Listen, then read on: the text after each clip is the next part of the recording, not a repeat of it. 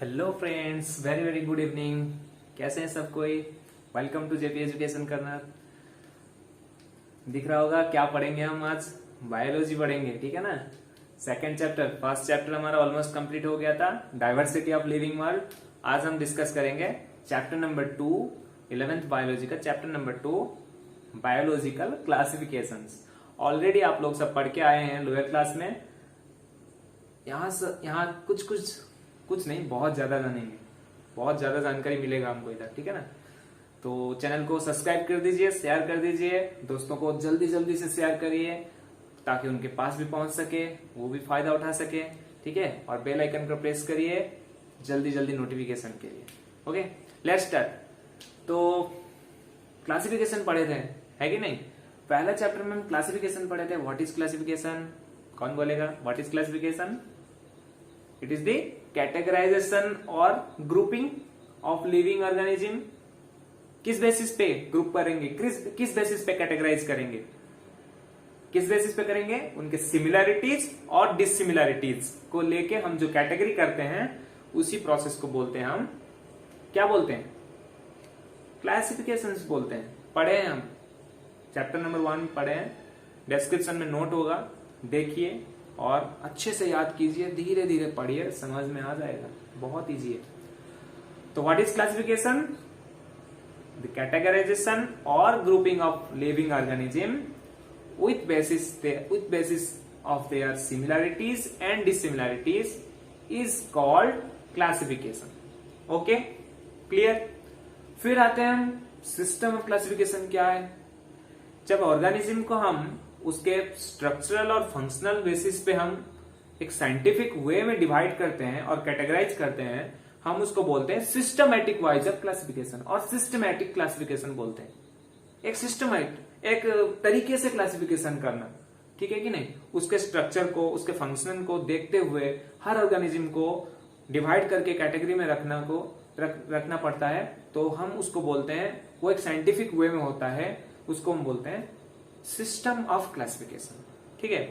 तो ये biological classification is divided into 5 types, ठीक है। बायोलॉजिकल क्लासिफिकेशन और सिस्टम ऑफ क्लासिफिकेशन और system of classification is divided in 5 types. One is two kingdom system, one is 3 kingdom, another is 4 kingdom, then 5 kingdom system,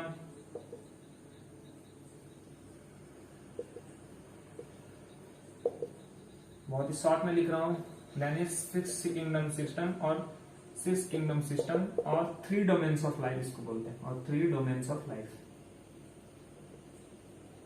ये बहुत advance है, इतना खास नहीं है। हमारा मेन मोटो ऑफ क्लासिफिकेशन है 5 kingdom system of classification is the main, और इसी को ही हमको एडेप्ट किया है बायोलॉजिकल क्लासिफिकेशन में। 5 kingdom system is the most acceptable classification. Okay, जब बायोलॉजी का शुरुआत हुआ था, थियोफ्रास्टस ने ऐसे ही बाहर ही कुछ कैरेक्टर्स को देखते हुए, नजर करते हुए क्लासिफिकेशन शुरू किए थे, ठीक है। 800 के बाद जब इवोल्यूशन हुआ, 800 के बाद बहुत सारे नए नए साइंटिस्ट आए, तो क्या हुआ ना, उनके वजह से एक किंगडम सिस्टम में चेंजेस आने लगा, ठीक है। धीरे धीरे कैरेक्टर्स में स्टडी हुआ, अच्छे से डीपली स्टडी किए, तो ऑर्गेनिजम्स को सेपरेट करते हुए, एक साइंटिफिक वे में सेपरेट करते हुए अलग अलग किंगडम सिस्टम मिलता गया फेज वाइज। तो हम उसी तरह सारे किंगडम सिस्टम को धीरे धीरे स्टडी करेंगे इस चैप्टर में, ठीक है, और आगे बढ़ेंगे। जब हमारा क्लासिफिकेशन सिस्टम आया तो पहले आता है हमारा 2 किंगडम सिस्टम के बारे में पढ़ेंगे, ठीक है। पहले किसके बारे में पढ़ेंगे? 2 किंगडम सिस्टम के बारे में पढ़ेंगे, जिसको दिया था, किसने दिया था? कार्लोस लिनियस ने दिया था, पहले प्रपोज किया था। शॉर्ट में बताऊंगा, डिस्क्रिप्शन पे नोट मिलेगा, आप लोग आराम से पढ़िए, नोट को आराम से देखिए और अच्छे से समझिए वीडियो में, तो आपको क्लियर हो जाएगा सब कुछ। ठीक है, पहले हम पढ़ेंगे टू किंगडम सिस्टम। ओके, छोटे छोटे तरीके से पढ़ेंगे, छोटे छोटे वीडियो बनाएंगे 2 किंगडम का, 3 किंगडम का, 4 किंगडम का, ताकि आपको बहुत इजी हो और मजा आए देखने में। ठीक है, तो पहले देखिए 2 kingdom system. It is proposed by Carolus Linnaeus. बहुत बड़े साइंटिस्ट है भाई लिनियस। ठीक है, 1707 से 1778 शायद, आई थिंक, या 1707 से 1778 में ये प्रपोज किया था 2 किंगडम सिस्टम कार्लस लिनियस ने। ये इन्होंने क्या किया, इन्होंने भाई बहुत सिंपल तरीका से बता दिया कि जितने भी प्लांट्स है प्लांटी किंगडम में जाएंगे। 2 किंगडम सिस्टम में आपका 2 ही किंगडम आता है, एक आता है प्लांटी किंगडम आता है और एक आता है एनिमालिया। कार्लस लिनियस ने कहा कि भाई देखो, जितने भी प्लांट से चले जाओ प्लांटी किंगडम में और जितने भी एनिमल से एनिमल किंगडम में चले जाओ, खत्म, बात खत्म। उन्होंने इतना पे खत्म कर दिया। किस बेसिस पे क्लासिफिकेशन करके रखा वो भी जानेंगे। लिनियस ने स्टडी किया कुछ कैरेक्टर्स। ठीक है, क्या कैरेक्टर्स पे स्टडी किया, वो एक्सटर्नल कैरेक्टर्स को स्टडी किए। ठीक है, जैसे कि आपका सेल ऑर्गेनाइजेशन को स्टडी किए, एक ऑर्गेनिज्म का सेल ऑर्गेनाइजेशन को स्टडी किए। ठीक है, मोड ऑफ न्यूट्रिशन का स्टडी किए, मोड ऑफ न्यूट्रिशन। ठीक है, और क्या, लोकोमोशन। और किस पे स्टडी हुआ, cell organization, mode of nutrition, locomotion, external stimuli, response to stimuli, response to external stimuli. ठीक है, और क्या किया, ये 4 कैरेक्टरिस्टिक पे स्टडी किए और स्टडी करते हुए वो ऑर्गेनिजम्स को डिवाइड कर दिए। प्लांटी किंगडम में सारे प्लांट्स को रख दिए, एनिमल्स किंगडम में सारे एनिमल्स को रख दिए। ठीक है, उनका क्लासिफिकेशन इसी तरह से था। कुछ कैरेक्टर्स को नजर करते हुए उन्होंने क्लासिफिकेशन कर दिया। ठीक है, अब थोड़ा सा फीचर्स देखेंगे, फीचर्स पे आएंगे। इसको थोड़ा मैं रब कर रहा हूं ताकि इजी हो आपको। थोड़ा सा टाइम लगेगा, बस हो गया। आपका हो गया ये प्लांटी, ये हो गया एनिमलिया। ठीक है, सेल ऑर्गेनाइजेशन में क्या देखे बच्चों, कार्लस लिनियस ने सेल ऑर्गेनाइजेशन में क्या देखे कि cell wall, most important thing is cell wall. भाई सेल वॉल होता क्या है, the outer most covering of the plant cell, the outer most covering of the cell is the cell wall. ठीक है, जो कि आपका प्लांट में मिलता है, एनिमल में सेल मेम्ब्रेन होता है, हम पढ़ के आए हैं लोअर क्लास में। ठीक है, तो उन्होंने देखा प्लांटी में सेल वॉल होता है, यहां पर भी है सेल वॉल।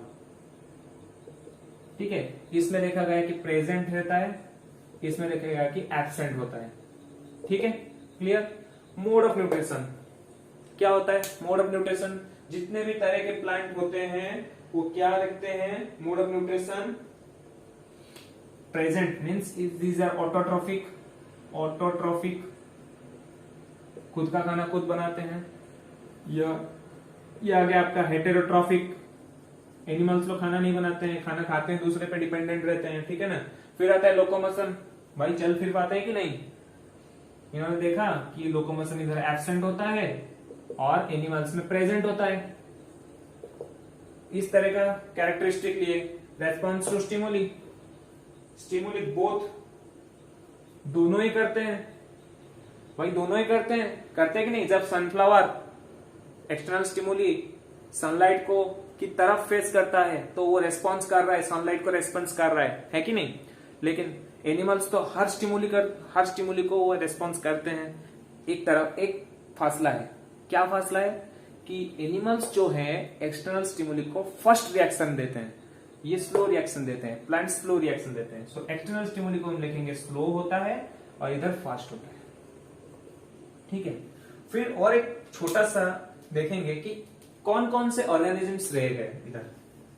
ऑर्गेनिजम्स कौन कौन रह गए इधर, आपके जितने भी फंजी हो, फंजी, एल्जी, बैक्टीरिया, सबको भाई इन्होंने रख दिया। और प्लांट्स, हमारा टेरिडोफाइट्स, ब्रायोफाइट्स,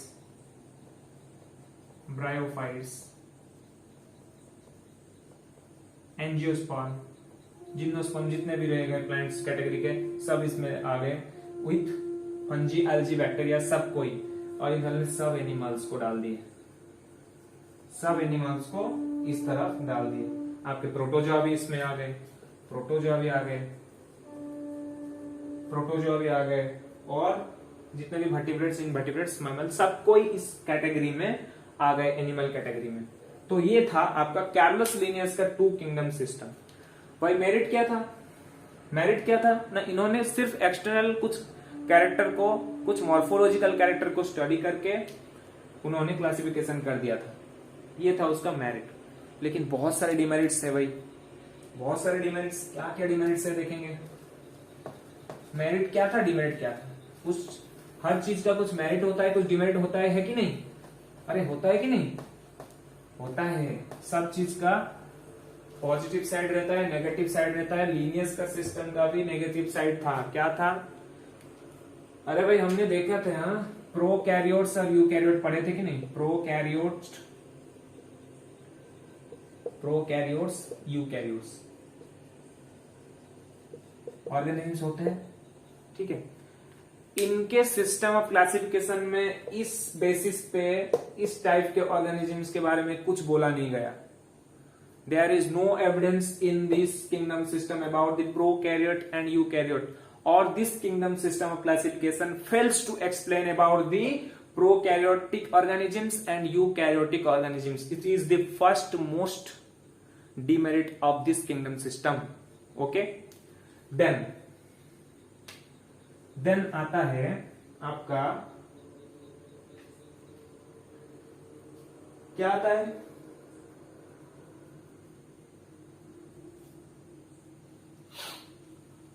है, माइक्रो ऑर्गेनिजम्स। भाई इन्होंने तो बोल दिया माइक्रो ऑर्गेनिज्म जो है प्लांटी में रह जाएंगे, सबको मिला के प्लांटी में डाल दिया। There is no discussion about the micro organisms in this system of classification. चाहे वायरस हो, चाहे बैक्टीरिया हो, उनके बारे में कुछ कहा नहीं गया। ठीक है, देयर इज नो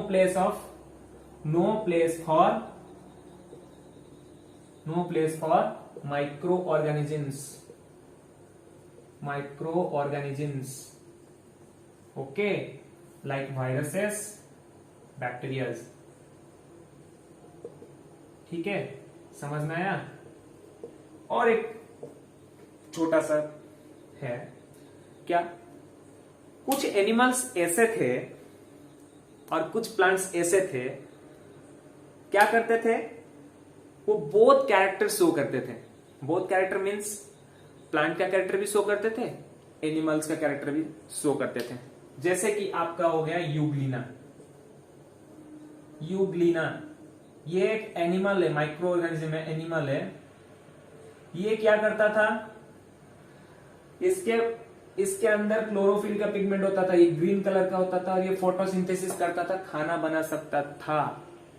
ठीक है ना, तो ये प्लांट का भी कैरेक्टर शो कर रहा है और ये एनिमल भी है। ठीक है, तो बोथ प्लांट एंड एनिमल का कैरेक्टर शो करने वाले ऑर्गेनिजम्स का कोई प्लेस नहीं था इस किंगडम सिस्टम में। और एक स्लाइम मोल्ड, ये एक प्लांट है, ये एक प्लांट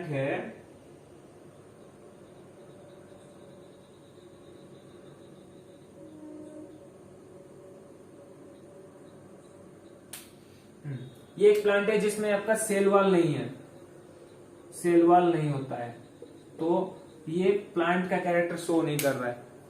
ठीक है ना, तो यहां पर यूग्लिना प्लांट का कैरेक्टर शो कर रहा है एनिमल होकर, लेकिन यहां ये प्लांट होकर प्लांट का कैरेक्टर शो नहीं कर रहा है, इसमें सेल वॉल नहीं है। तो इस टाइप के ऑर्गेनिजम्स कुछ थे जिनके बारे में कुछ कंफर्मेशन नहीं दे पाया ये two kingdom system of classification. So there is a revolution in this system. जैसे कि कुछ गलतियां मिली तो उसको सुधारने के लिए नए साइंटिस्ट आए, उन्होंने आया थ्री किंगडम सिस्टम को अप्लाई कर दिया। ठीक है ना, तो हम नेक्स्ट वीडियो में डिस्कस करेंगे about the three kingdom system of classification. ठीक है, okay, thank you for watching this video. Okay.